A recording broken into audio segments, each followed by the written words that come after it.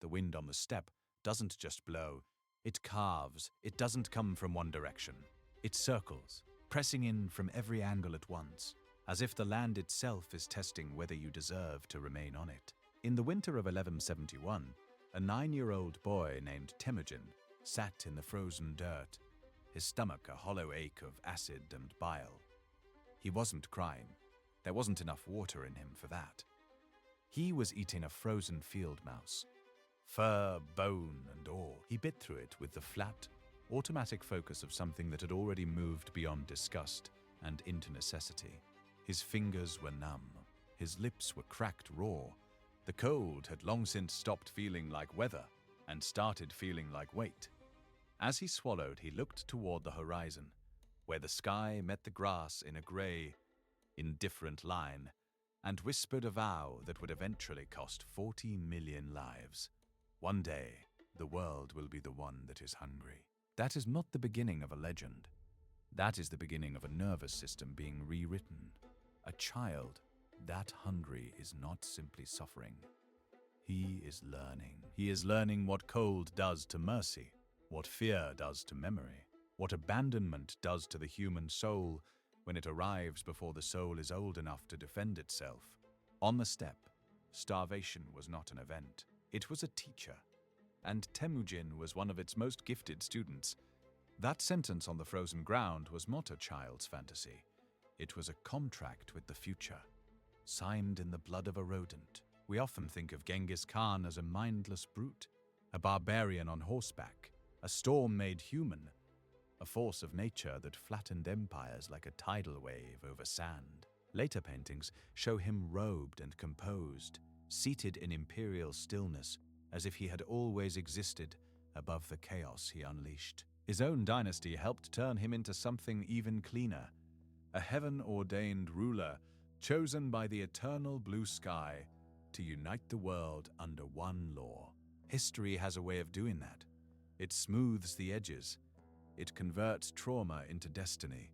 It turns the psychology of a damaged child into the mythology of an inevitable emperor. That simplification is comforting. It lets us imagine that the worst men in history arrive fully formed. That cruelty enters the world without a childhood, without a sequence, without a structure. It lets us believe evil is alien instead of intimate. But the truth is usually more disturbing than the myth, because the truth forces us to watch a human being become what he later unleashes on others. To understand the great Khan, we have to look past the icon and into the psychological architecture of a discarded child. Long before he was an apex predator, he was a hostage. He was a boy whose father was poisoned, whose mother was abandoned to starve in the wilderness, and whose own family came to see him not as a future leader, but as a burden, a bargaining chip, or a threat. He did not emerge from a stable world and choose chaos for sport. He emerged from chaos and concluded that the only safety worth having was the kind you could enforce. That distinction matters, because once you see it, the Mongol conquest stopped looking like random explosions of savagery and start looking like the long, methodical revenge of a child who had been taught, very early, that weakness is an invitation to disappear. In the next 20 minutes, we are stripping away the myths to reveal the unsanitized reality of Temujin's childhood. We are going into the 12th century not to admire conquest, but to understand how a childhood in chains created a man who treated the planet as a battlefield of survival. This is the story of how the world's most terrifying conqueror was forged in the cradle of starvation. Like Vlad the Impaler, Temujin's path to power began in a world already screaming with violence. The steppe was not an empty landscape. It was a political machine without walls. Clans rose and vanished. Alliances were made over fermented mare's milk and broken before the embers cooled. A marriage could be a treaty. A feast could be an ambush. A child could become a bargaining chip before he understood the meaning of his own name. His father, Yasuge, was a minor chieftain of the Borjigin clan. Not a king, not a world-shaking warlord, just a man with modest authority in a system built on alliance, tribute, and threat, where the distance between power and oblivion was measured by the goodwill of men who owed you nothing permanent. He believed he had secured his son's future by arranging a marriage alliance with a girl named Borte from the Conqueror clan. Temujin was only 9 years old when he was left behind there as a diplomatic hostage. That word, hostage, can sound almost ceremonial from a distance. It wasn't. It meant your body stood in for your father's sincerity. It meant your safety depended on negotiations you did not control among adults who would not hesitate to use you if those negotiations soured. Even before the chains came later, Temujin was already learning one of the deepest truths of his life. Affection and utility are not the same thing. Then, the unpredictable variable arrived on the ride home. Usage shared a meal with the Tatars. On the open steppe that carried the weight of trust, hospitality was not a soft custom. It was one of the few rules that made political life possible. To eat at another man's fire and then harm him was to attack the fragile social fabric that held nomadic life together. The Tatars poisoned him anyway. Notice the cruelty of that detail. Not a glorious death in battle, not a warrior's end beneath the open sky. Poison, something intimate, something invisible, something swallowed between men who were pretending, for a moment, to be at peace. Within hours, his pulse was fluttering in his neck, his vision narrowed, his hands lost their strength on the reins. He made it back to camp. He did not make it back to himself. Think about the sensory reality of a 9-year-old receiving that news. Not in a clean room, not from a doctor, in a felt tent heavy with the smell of smoke, leather, and horse, while adults speak more quietly than usual and the wind presses against the walls as if it too is listening. In that world, the death of a father was not just grief, it was collapse. The roof did not leak, the roof vanished. When Temujin returned to his clan, he expected at minimum to be protected as the son of the dead chieftain. Instead, he encountered the bureaucracy of betrayal. The elders looked at a widow and her children and made a calculation that was cold, precisely because it was rational. These were extra mouths, extra risk, extra weight on a system that no longer had a powerful man to justify carrying them. So they packed their tents, gathered their animals, and rode away in the night. They didn't execute the family. They did something colder. They vanished. Imagine waking into that silence. The horses gone, the smoke gone, the noise gone, the shared labor gone, hoof marks in the dirt, cooling fire pits, wind moving through a place that used to be a community and is now just exposure. That kind of abandonment does something special to the mind. It teaches you that death does not always come with a blade. Sometimes it comes as administrative indifference. Sometimes people do not kill you. They simply decide you are no longer worth feeding. For the next 5 years, Temujin lived in what we might call the monster's cradle. His mother, Holan, became a master of survival at the absolute margins of the steppe. She taught her children to strip the land of everything it offered: wild leeks, roots, pine nuts, berries, fish marmots caught in rough traps improvised from whatever cord and sinew they could spare. She fed them on ingenuity when there was almost nothing material left to feed them on. She was extraordinary. But extraordinary is not the same as enough. There were days when there was simply nothing. Days when the cold felt so deep it seemed to contract the bones. Days when the younger children cried with the flat, exhausted misery of real hunger. The kind that stops feeling sharp and starts feeling like absence. This matters because starvation changes time. Well-fed child thinks in seasons. A starving child thinks in hours. The future shrinks to the next mouthful. Morality shrinks with it. Who is useful? Who is wasting food? What can be taken? What can be hidden? What can be killed before it kills you indirectly by surviving on the same scraps? That is where Temujin learned the underlying grammar of power before he ever possessed any power at all. He learned that systems fail. Kin fail. Tradition fails. The body does not care about ideology. It cares about calories, shelter, and threat. To Temujin, Fear became the only currency that never devalued. Gold could be stolen. Titles were just sounds spoken by men who were still breathing. Alliances could be broken by hunger, by cowardice, by arithmetic. But fear, precise, credible, consistently enforced, could outlast all of them. And hunger did not only sharpen him, it isolated him. Every child in that camp was a sibling, but every sibling was also a competitor for survival. Love did not disappear. It was forced to coexist with calculation. That is the psychological horror of the steppe years. And it was there that Temujin committed his first clinical execution. His half-brother Bekta had begun taking the fish and small game that Temujin and Kasar caught. In another context, this might have remained a bitter family quarrel. On the edge of starvation, it became something else. In the rigid logic of a starving boy, Bekta was no longer simply a brother behaving badly. He was a liability. Temujin and Kasar cornered him in the tall grass. The account preserved in the secret history of the Mongols is haunting for its restraint. No frenzy, no chaos, no screaming. Bekta understood what was happening. He is said to have asked them to spare his full brother, and then he waited. They shot him with arrows at close range. That silence is the detail that matters. Not rage, not madness. Decision. The murder did not erupt. It resolved, and once violence resolves a problem, the mind stores that lesson with terrible speed.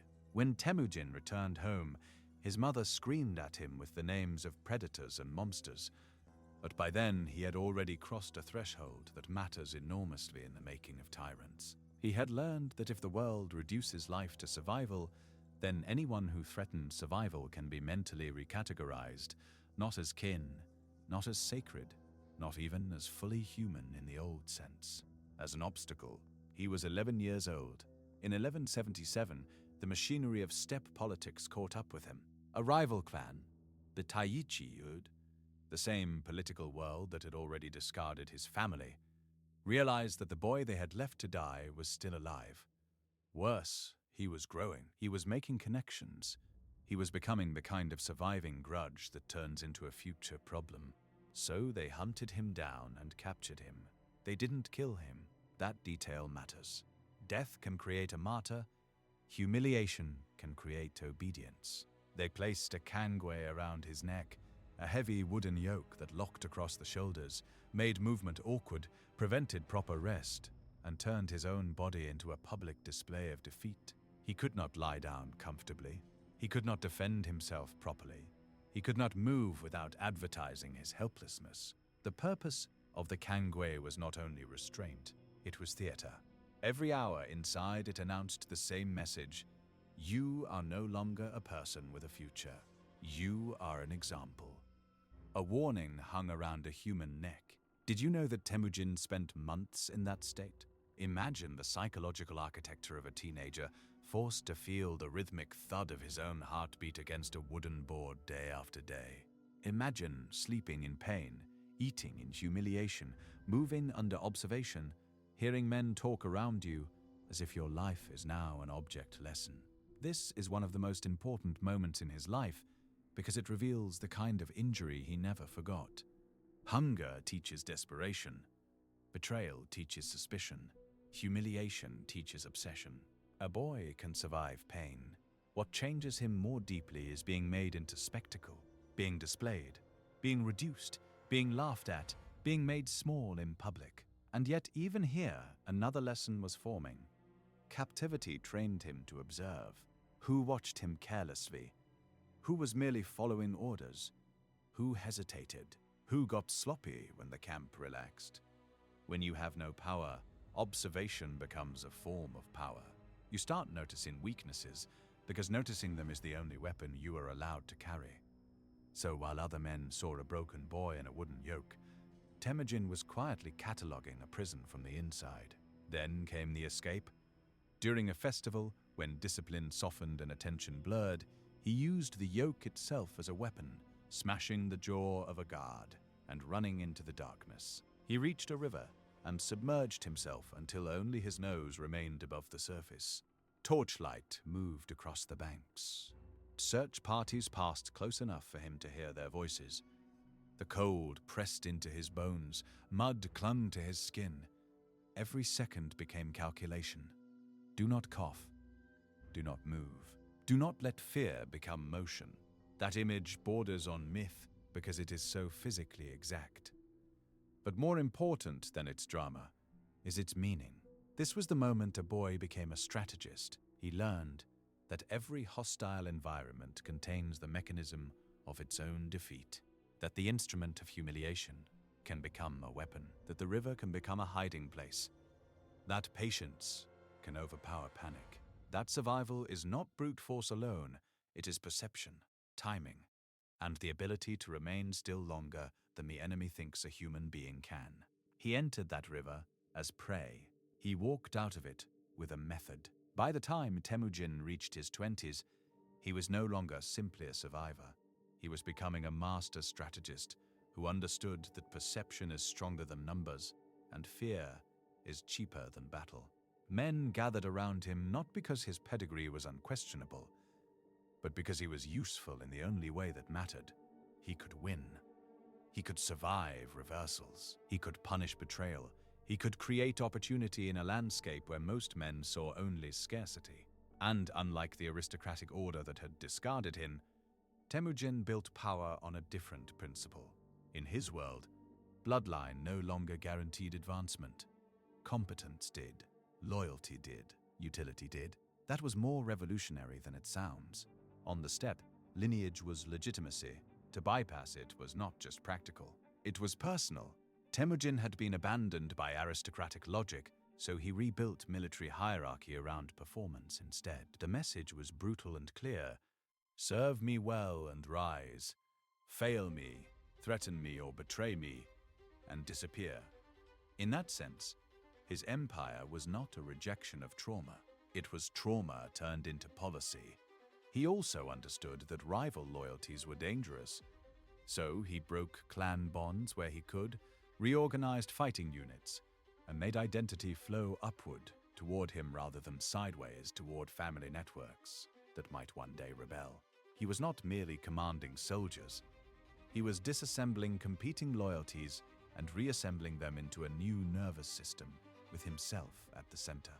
And he grasped something else with terrifying clarity. People rarely respond to reality itself. They respond to their picture of reality. So, he colonized the imagination of the enemy. He had his men light multiple campfires, making small forces look enormous at a distance. He released rumor the way other rulers released cavalry. He allowed panic to travel ahead of him, because panic is cheaper than siege equipment, and often deadlier. A city that believes resistance is hopeless begins collapsing before its walls are ever tested. The man who had once been made into a spectacle learned to manufacture a spectacle. The man who had once been made invisible learned to be everywhere at once. He was a psychological architect, building a kingdom of fear in the lawless gaps between empires. Because childhood had taught him that unpredictability is unbearable, he weaponized predictability inside his own system. Reward was predictable. Punishment was predictable. The terror came not from chaos, but from order administered without mercy. In 1206, on the banks of the Onon River, beneath banners snapping in the same steppe wind that had once nearly starved him to death, Temujin became Genghis Khan, the universal ruler. But the real horror of his legacy is not just the pyramids of skulls, the ruined cities, or the rivers clogged with the debris of conquest. It is the order he created. Savagery destroys.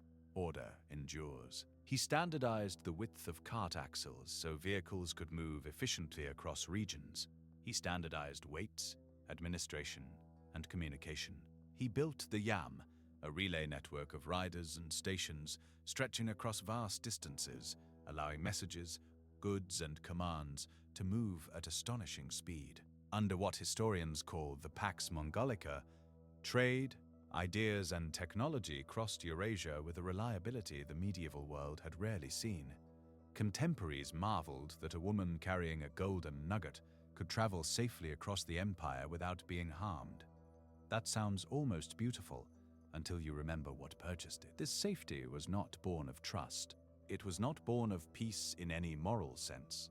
It was born of terror so absolute, so consistent, and so efficiently administered that theft, rebellion, and disobedience began to feel suicidal before they were even attempted. The roads were real.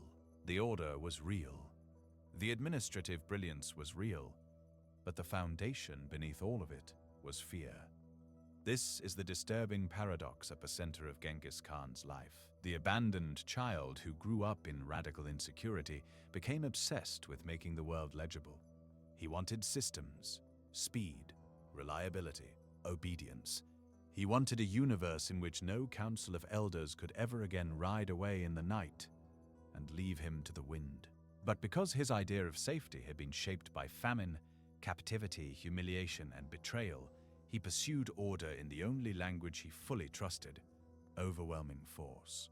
So when cities resisted him, the response was not only military, it was pedagogical. He made examples out of them. He turned massacres into lessons that traveled faster than cavalry. Surrender and live under the machine. Resist and become a warning for everyone else. Genghis Khan proved one of history's most chilling truths. Ultimate cruelty, applied with perfect consistency, can produce ultimate order.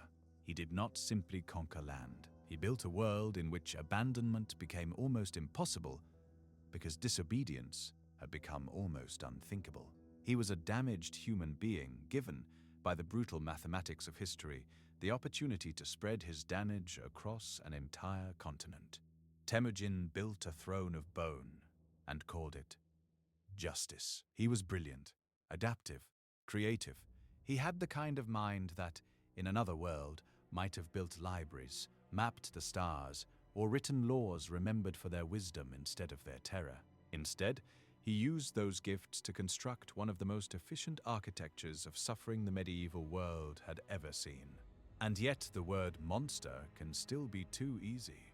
It lets us stop thinking. It lets us file him away beside dragons and nightmares and avoid the harder question: what kind of world manufactures a child like this, then hands him an army? What sequence of hunger, humiliation, and betrayal teaches a human being that mercy is a luxury for the doomed? The abandoned boy and the universal ruler are not two different people. They are the same wound at two different scales. A place where affection was conditional became an empire where loyalty was compulsory. Childhood of exposure became a political system built on the terror of exposure. A hostage became a ruler who made entire populations feel like hostages to his will. That is why his story still disturbs us. Not only because the death toll was staggering, not only because cities burned, it disturbs us because his life reveals how thin the membrane is between victim and tyrant when survival becomes the highest law. The child who learns that tenderness cannot protect him may grow into the adult who decides tenderness itself is a lie. The boy who ate the field mouse didn't just survive the steppe. He remade it in his own image.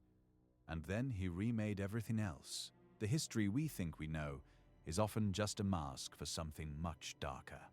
If this investigation to the shattered childhood of Temujin gave you a new perspective on the machinery of power, subscribe now. I'll see you in the next investigation.